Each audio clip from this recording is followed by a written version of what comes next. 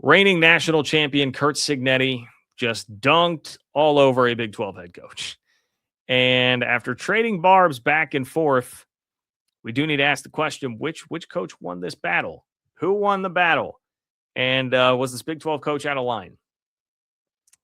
Those are the questions I want to answer here for you in this video. Curt Cignetti, man, national champion. He's pretty untouchable right now. Like, he's already forced us just a couple of years after taking over the Indiana Hoosiers to put him in the conversation for greatest college football coach of all time.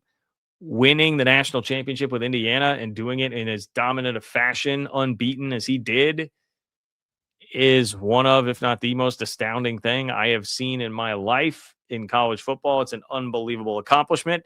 And oh, by the way, Cignetti went ahead and signed the number one portal class in the country, according to On3 at least, after that, for a nice little sign that he's probably not going anywhere. He's certainly not somebody that right now I would want to go at if I were another coach. Not just because of how damn good he is, but the guy can cut a promo, right? You know, I'm not a huge wrestling fan, but I've been around enough throughout my days, particularly in radio, to know what it means to cut a promo. Curt Cignetti can cut a promo. He did it right away when he came in and said, I win everywhere, Google me.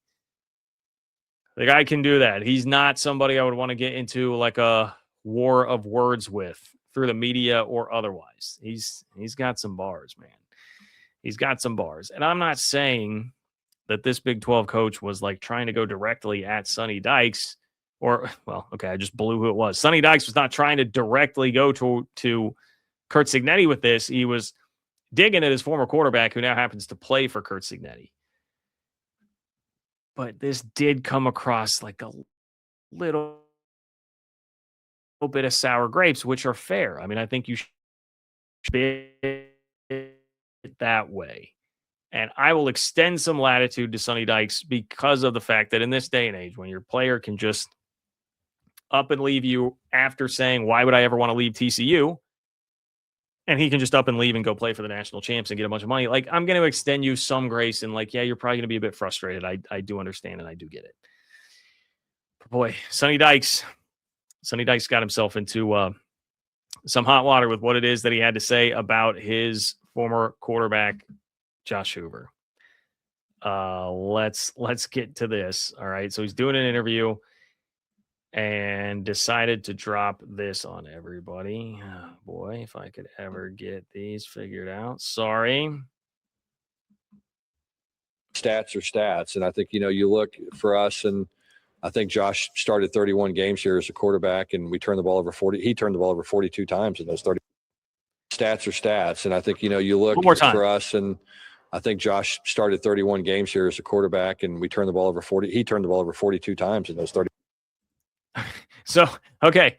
The funniest part of that clip, by the way, is him saying, he starts to say, we turned it over 42 times in the 31 games that Josh Hoover played, and instead has to stop and correct himself and say, no, he did.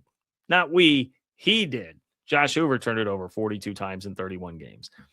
And I mean, look, like Josh Hoover had a turnover problem. I'm a K-State fan. Go back and watch the games that Josh Hoover played against K-State in his career. I think he turned it over more in those games than he did in any other games in his college career. I am as aware as anybody of the turnover problems that Hoover has. But the way that comes across and the stopping and saying we and then changing it to he, I mean, it's hard not for that to come across like a little bit of sour grapes, which again, I understand. I will grant some latitude there on that, but that's, of course, going to get clipped. It's, of course, going to make the rounds on social media, and it did. Oh, it did. And Curt Cignetti made sure to stick up for his guy. All right. Please subscribe to the channel. Pushing toward 35K subs. Getting close. Many of you watch. Don't subscribe. It helps a lot if you do. You knew Curt Cignetti would have something to say. Mr. Google me. He was not going to be afraid to fire back a little bit here. Stick up for his guy. Which, I can appreciate that. But sticking up for his guy, this is what it looked like. Okay, we're going to hear from Curt Cignetti. This is now Curt Cignetti at the podium. All right, so he's getting asked about this. And he has a pretty long response here. You can see I'm starting this like 52 seconds in. He has a pretty long response detailing Josh Hoover, what he profiles at, what he needs to do, what he needs to work on. And this is where he gets to the turnover part of the equation. Got to clean up some of the turnovers, obviously, which Coach Dykes made light of. But, when Josh got here, he met his two new best friends. Great defense and a really good run game. And he was never the same after that. I mean, complete with the little eating grin at the end of that, you do have to laugh. You can tell by my answer here who I thought got the best of this little sparring match. I mean, that's funny. That's funny. And much like we would say, hey, Josh Hoover has turnover problems, that wasn't really an inaccurate statement by Sonny Dykes. And it's pretty fair point by Curt Cignetti, too, while also turning it into a funny way of saying that, right? Meets his two best friends, and then he's never the same. I mean, the whole conversation that I was having about TCU last year was like, well, they don't run the ball enough. Like they couldn't figure out an actual running game, and too much got put on Hoover's shoulders. And some of that is Sonny's fault for not literally calling the run plays more in the game. Remember the Arizona State game where they jumped way out in front and then they ran the ball 4 times the rest of the game and just would refuse to try and actually grind some clock there. So that's fair and legitimate criticism. We know that the defense at TCU has generally been behind the offense as well. So I gotta just tip my cap there. Okay. I do. And if you're asking me in general, any kind of war of words, war of press conferences, I'm gonna take Curt Cignetti 10 times out of 10 over Sonny Dykes. Not a battle that I would suggest getting into. Though I will say, I am happy that both of these coaches did this. I think it's generally harmless and it's a lot of fun and it's a little more revealing than what we typically get from coaches. I'm not even saying this from a, hey, it gives us content standpoint, which obviously it does that. I will admit that. And that's generally a good thing. But it was fun content. It's fun for everybody. Coaches can be such robots a lot of times when they are behind the mic at a press conference and they never give you anything and it's so dull and boring. This was fun and real. And you know that these guys have these thoughts about their players, their former players, other coaches. You know that they have these thoughts, but most of the time they don't actually let that out into public. And I understand, obviously, the strategy behind that and why they wouldn't do it. But it's fun when we get a peek inside the curtain like this. So at the end of the day, I would extend a big thank you to Sonny Dykes on that front and say, I appreciate you starting this. I appreciate your candor about Hoover. And I am happy that this then drew the response that it did from Curt Cignetti. And hey, Sonny Dykes can't be that upset, right? Because he just got a contract extension. We just learned that within the last week. Got a multi-year contract extension. He was already making $7 million. So, I mean, which is pretty damn good for the Big 12. I know he was trailing Coach Prime. I feel like that might be it. He was toward the top of the Big 12 in terms of pay.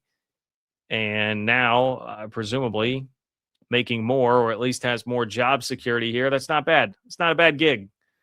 I think Sonny Dykes will be okay, even if he got dunked on by Curt Cignetti. Now, Dykes, to me, is a really interesting test case here. If you're asking me what I think about that extension, I think Sonny Dykes is a bit of a Rorschach test. You know, the ink blot thing. Two people can look at it and see a different thing. You can look at it and say, well, he's 36 and 17 in 4 years. That he's averaging 9 and 4 every year. He's averaging 9 wins a season. That's about as consistent as anybody in the Big 12 if you take it in that respect. And he also has a national championship game appearance. Nobody else in the Big 12 has that.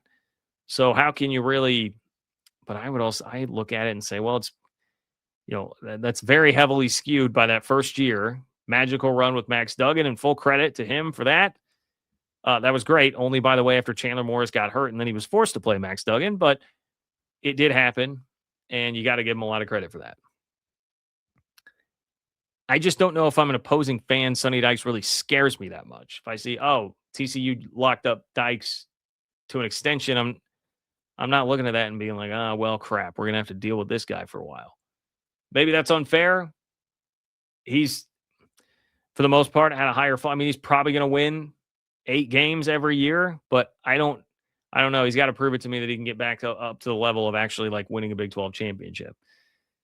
I think that, he's got a lot to prove there. And, it'll be very interesting to watch on this subject how Josh Hoover does under the tutelage of Curt Cignetti versus what he did at TCU. Do the best friends defense and run game make so much of a difference that all of a sudden Hoover looks like a different dude, and he's playing like Fernando Mendoza, and he's a Heisman candidate, and that may tell us something about that too.